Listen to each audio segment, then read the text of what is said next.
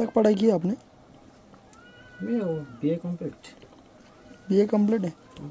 Maharashtra 39 news network, सत्य बातमी ठाम भूमिका। सातपुड्यात बोगस डॉक्टरचा थैमान। BA पास तरुणाने 5 वर्षे आदिवासींच्या जीवाशी खेळ केला। वावी गावात उघड झाला बनावट दवाखाना। प्रेग्नन्सी किट्स आणि सलाईनचा साठा आढळल्याने प्रसूती केल्याचा संशय।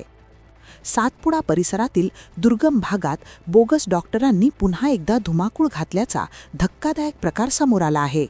धडगाव तालुक्यातील वावी गावात एका BA पास तरुणाने स्वतःला डॉक्टर म्हणून सादर करत तब्बल 5 वर्षे आदिवासी बांधवांवर उपचार केल्याचं उघड झाले आहे। पश्चिम बंगालमधून आलेला हा बिवस बाला नावाचा हा व्यक्ती कोणतीही वैद्यकीय पदवी नसताना बेकायदेशीरपणे दवाखाना चालवत होता। विशेष म्हणजे या दवाखान्यात मोठ्या प्रमाणात प्रेग्नन्सी किट्स, औषधांचा साठा आणि वापरलेल्या सलाईनच्या बाटल्या आढळून आल्या आहेत। त्यामुळे हा बोगस डॉक्टर गर्भवती महिलांची प्रसूतीही करत असल्याचा गंभीर संशय व्यक्त केला जात आहे। दरम्यान कॅमेरासमोर त्याने आपण केवळ BA पदवीधर असल्याची कबुली दिली आहे।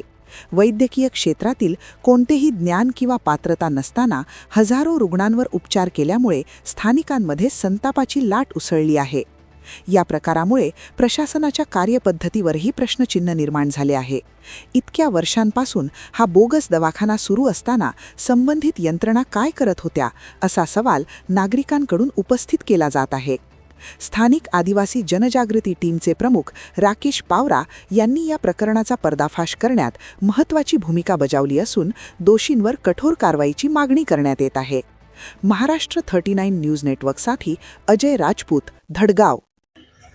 आम्ही आदिवासी जनजागृती टीमच्या माध्यमातून एक बोगस डॉक्टर कसा ओळखावा म्हणून खऱ्या डॉक्टरांची इंटरव्ह्यू घेऊन आम्ही व्हिडिओ प्रसारित केला होता आणि त्याच्यात आवाहन बी केलं होतं की असे बोगस डॉक्टर असतील तर कळवा म्हणून, आणि किंवा ग्रामपंचायतीला कळवा, TOC ऑफिसला कळवा।